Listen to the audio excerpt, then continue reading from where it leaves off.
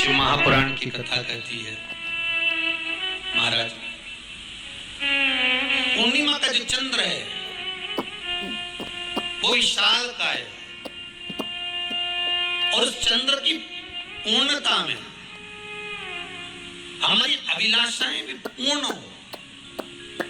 आप आस्था चैनल के माध्यम से जितने लोग कथा सुन रहे हैं, फेसबुक यूट्यूब पर जितने कथा सुन रहे हैं और कुबेरेश्वर धाम में जितने कथा सुन रहे हैं, आप में से कितने लोग हैं जो पूर्णिमा का व्रत करते हैं? जो माताएं करती हो जरा हाथ उठाइए। पूर्णिमा का व्रत जो करते हो ना आप लोग, रखिए। अब पूर्णिमा के व्रत में आपने कई बार किताब पढ़ी होगी पूर्णिमा की, या आपने व्रत किया होगा, या पूर्णिमा का व्रत आप धारण करे होगे, तो उसमें पूजन कौन से भगवान की होती? पूर्णिमा के व्रत में किस भगवान की पूजन होती है? तो कहा पूर्णिमा के व्रत में केले के खम्भ लगाकर पूर्णिमा का जो उद्यापन होता है, पूर्णिमा की जो पूजन होती है, उस पूजन में शंकर और पार्वती की पूजन की,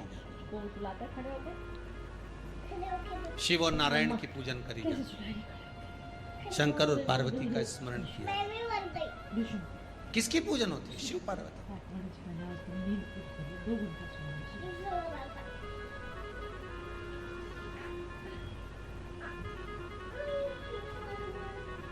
क्यों शंकर और पार्वती का पूजन क्यों करा जाता है पूर्णिमा के व्रत में? क्योंकि शिव और माता पार्वती ही केवल एक ऐसे हैं जिन्होंने अपूर्ण लक्ष्मी को भी पूर्ण बना दिया।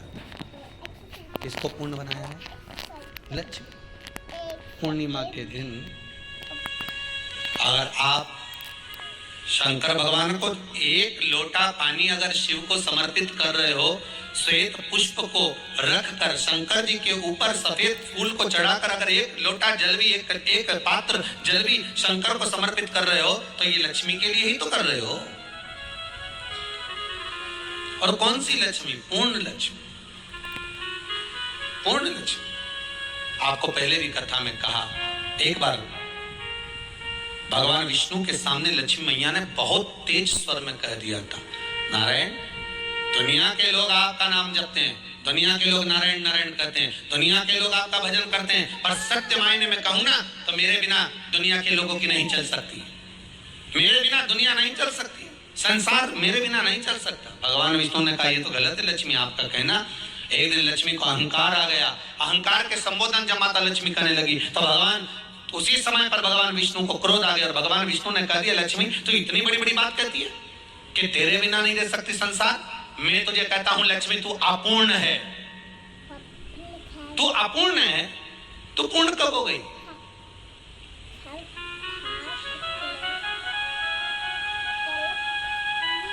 तेरी पूर्णता कहां हो गई? लक्ष्मी की आंख से आंसू बहने लगे। आज आपने मुझे अपूर्ण कहा है, आपको मालूम है आप मुझे अपूर्ण कह रहे हो? आपको ये ज्ञात हो रहा है आप मुझे अपूर्ण कर रहे हो? भगवान कहते हैं, हाँ लक्ष्मी, मैंने तुझे अपूर्ण कहा है। अपूर्णता का मतलब आप जानते हो ना? भगवान कहते हैं, लक्ष्मी मैं सब जानता हूँ। लक्ष्मी रोती हुई माता सरस्वती के पास पहुंच गई। सरस्वती ने पूछा, क्या बात है लक्ष्मी, क्यों रो रही हो? लक्ष्मी जी ने कहा, क्या बताऊं सखी, मेरे पति ने आज मुझे अपूर्ण कर दिया है। तो क्यों रो रही है तू? अपूर्ण अगर कह दिया, पति ने तो कहा है ना, तो क्यों रोना? चल मेरे साथ। और सरस्वती मैया माता लक्ष्मी को लेकर सीधे पहुंच गई माता पार्वती के यहाँ।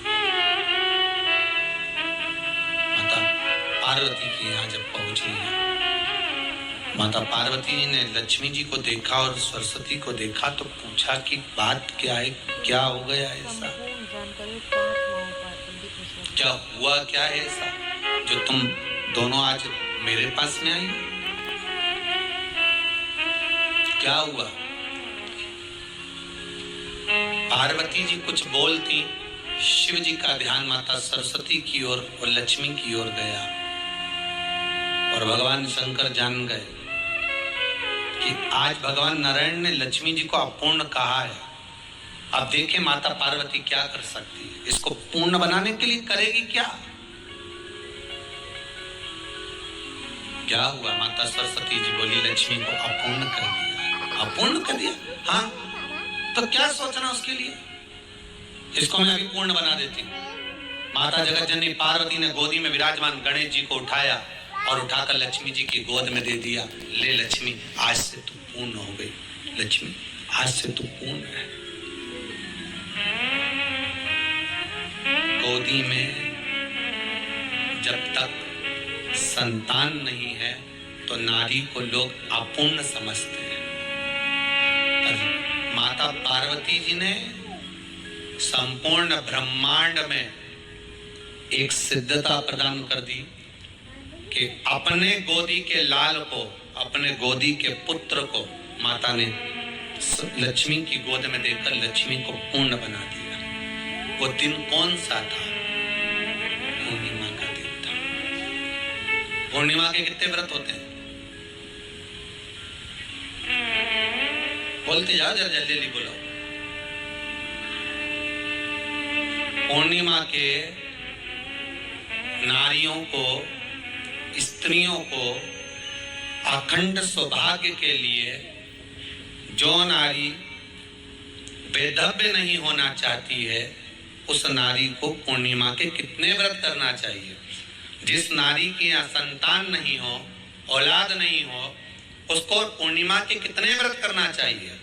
जिस नारी का पुत्र, पति बहुत बीमारी से ग्रसित हो, लग रहा हो कि ये मेरा बेटा बहुत बड़ी बीमारी में घिरा हुआ है, तो नारी को कितने व्रत करना चाहिए? स्वयं भगवान कृष्ण ने माता यशोदा को द्वापर में भी बताया है कि पूर्णिमा के 32 व्रत होते हैं।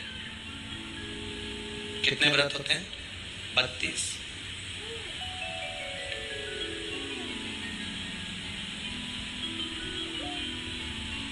स्वयं भगवान कृष्ण यशोदा रानी को, माता यशोदा जी को भी बता रहे हैं 32 व्रत।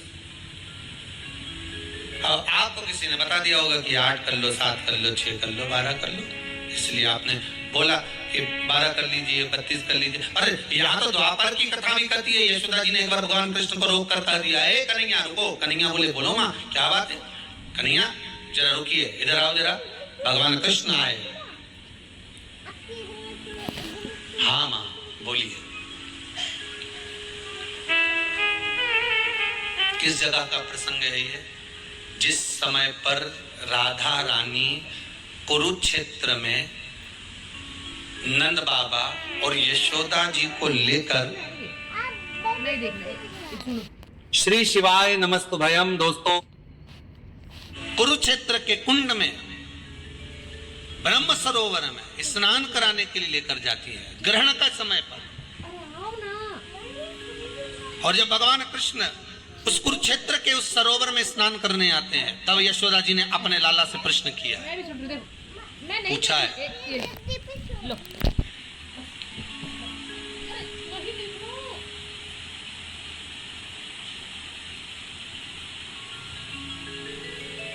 कि नारी वेधव्य होकर ना मरे।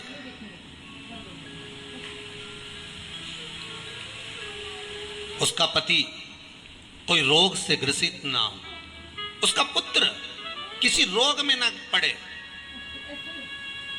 अरे भाई, कितना सुंदर संवाद लिखा है। अगर किसी माता का पुत्र मान लो किसी नशे में डूबा हुआ है, कोई नशा कर रहा है और गलत नशा है, आपको लग रहा है कि ये नशे में डूबा हुआ है, आपको लग रहा है कि ये गलत जगह पर डूब गया है, आपको लग रहा है कि मदिरापान में, मांसाहार में या अधिक गांजा आदि का जो भी नशे होते हैं, जितने भी नशे, उसमें डूब चुका है। और माँ उसको समझा रही है, तू नशे में मत डूब, तू इस काम को मत कर, तू ये गलत कर्म मत कर। माँ उसको समझा कर हार गई। तो मेरा माताओं से निवेदन है, आप उसको समझाना बंद कर दो, एक काम करना प्रारंभ कर दीजिए। हमें जो शिव महापुराण के माध्यम से शास्त्र कह रहा है कि आप 32 पूर्णिमा के व्रत प्रारंभ कर दो। उसमें करना क्या है आपको? केवल जिस दिन व्रत रहे, रात्रि के समय पर कोई भी मीठा, कुछ भी सामग्री आप चंद्र की रोशनी में, चंद्र को अर्घ देने के बाद, पूजन करने के बाद उसको रखो, और वही सामग्री जो नशा कर रहा है उसको पूर्णिमा के दूसरे दिन उसको खिलाओ। आप धीरे धीरे खिलाना चालू करेंगे, जिस नशे में वो डूबा हुआ उस नशे से वो छूटना प्रारंभ हो जाएगा। 2 पूर्णिमा व्रत करके तो देखो, 3 में तुम्हें जरूरत ही नहीं पड़ेगी। धीरे धीरे आप रुक, वो छूटना प्रारंभ हो जाएगा। स्वयं भगवान कह रहे हैं। यशोदा मैया ने कन्हैया को रोक लिया कुरुक्षेत्र के उस मैदान में, और भगवान कृष्ण का दर्शन माता यशोदा जी करी। बहुत बहुत दिनों के बाद माँ को आज माता यशोदा को लाला का दर्शन हुआ, बहुत समय के बाद, जाने के बाद, बहुत समय। जब देवता 33 कोटि देवता उस चंद्र के इंतजार में रहते हैं कि ये चंद्र प्रबल होगा, तब जाकर ये चंद्र यहाँ पहुंचेगा, तब जाकर हम मंथन करेंगे, तब जाकर वो अमृत मिलेगा, और उस अमृत को देवता धारण करेंगे तो वो आनंद पा जाएंगे। तो हम क्यों शरद पूर्णिमा छोड़ें, हम क्यों एक एक पूर्णिमा छोड़ें? एक एक पूर्णिमा के महत्व को जानिए। कोई पूर्णिमा साधारण नहीं है, कोई प्रदोष साधारण नहीं है, कोई शिवरात्रि साधारण नहीं है। 12 महीने शिवरात्रि पड़ती है, 12 महीने में प्रदोष पड़ते हैं, पर 12 महीने पड़ते हैं। हम उसका महत्व ही नहीं जान पाते।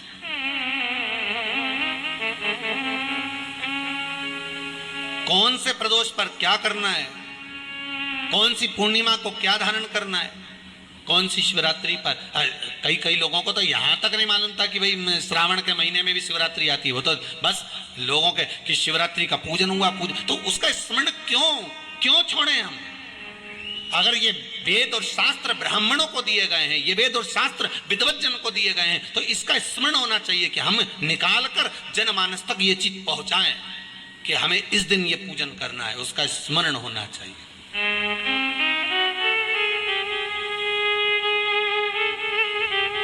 और वो सुख देने वाला।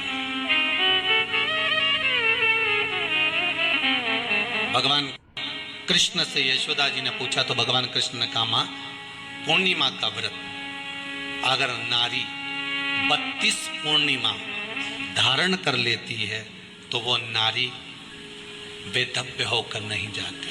पर आप लोग व्रत जो करते हो ना, जो भी व्रत आप लोग उठाते हो, सोमवार का व्रत जैसे किसी माता जी ने उठा लिया और वो उठाने के बाद, हम तो शादी नहीं हुई थी ना जब भी सोमवार व्रत करते थे, अब शादी हो गई अभी भी हम सोमवार का व्रत कर रहे हैं, करे जा रहे हैं, और उसका कोई उद्यापन नहीं करा, कोई संकल्प नहीं लिया गया कि मैं 5 करूंगी कि 16 करूंगी कि 25 करूंगी कि 31 करूंगी कि 21 करूंगी। इसलिए पूर्णिमा व्रत का विधान में कहा गया कि 32 पूर्णिमा का पहला संकल्प होना चाहिए। उसके बाद आपकी 32 पूरी हो जाए, फिर आप दूसरे और व्रत कर लो, फिर 32 कर लो, फिर 32 कर लो, पर उसमें पूर्णता का भाव। अभी तक किसी के सोमवार और गुरुवार और शुक्रवार के व्रत ही पूर्ण नहीं हुए, अभी तक चल रहा है, अभी तक चल रहा है। हम तो सोमवार का व्रत करते हैं, हम तो शनिवार करते हैं, अब शनिवार करते करते 4 साल हो गए, 6 साल हो गए, 5 साल हो गए।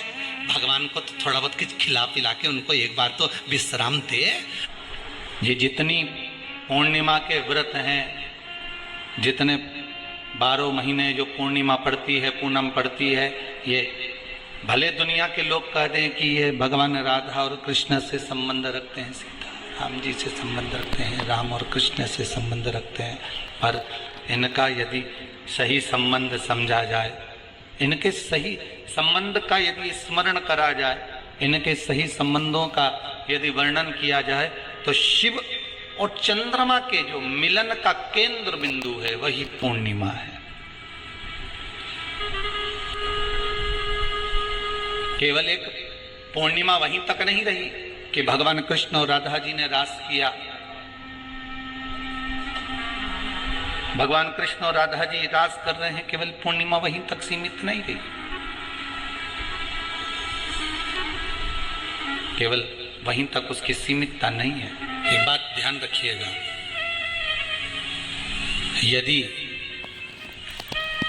काया का रोग हो गया, मान लो शरीर कहीं से सफेद पड़ रहा है, कहीं से काला पड़ रहा है, शरीर में से खाल की फुकड़ी निकलना प्रारंभ हो गई हो, शरीर में काले काले चट्टे पड़ना चालू हो गए हों, या कोई विशेष रोग हो गया,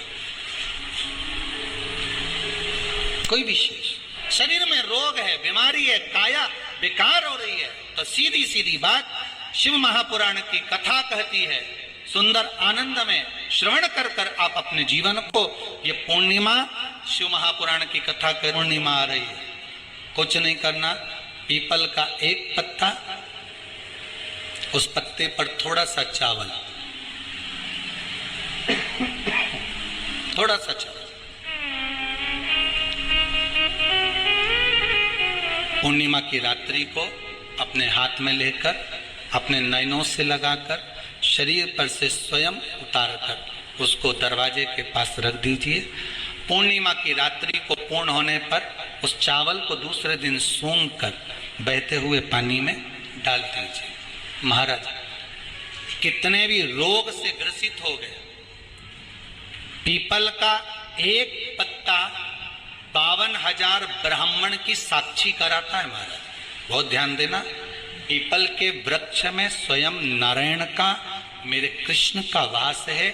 स्वयं भगवान गीता के अंतर्गत कहते